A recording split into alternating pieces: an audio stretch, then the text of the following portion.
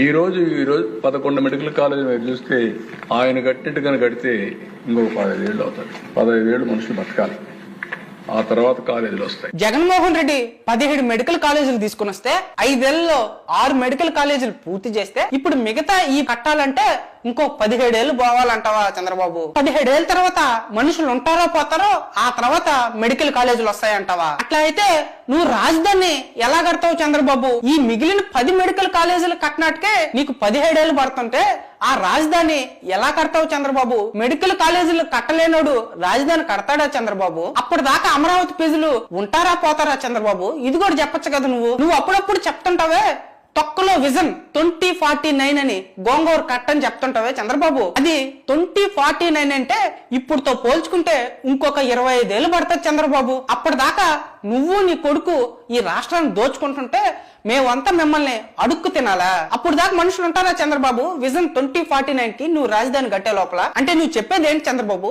Medical కాలేజీలు privatisation చేస్తాను, నా బినామీలకు ఇస్తాను, వాళ్ళు సంపాదించుకుంటారు, రాజధాని అలాగే పబ్లిక్ ప్రైవేట్ పార్ట్నర్షిప్ చేయను, ఎందుకంటే అక్కడ నేను సంపాదించుకుంటాను, ఇలా నా బినామీలు అక్కడ సంపాదించుకుంటారు, ఇక్కడ నేను సంపాదించుకుంటాను, ప్రజలు మాత్రం అప్పుడు దాకా చూస్తూ ఉండాలా అని మెసేజ్ ఇస్తున్నావా చంద్రబాబు మాకు?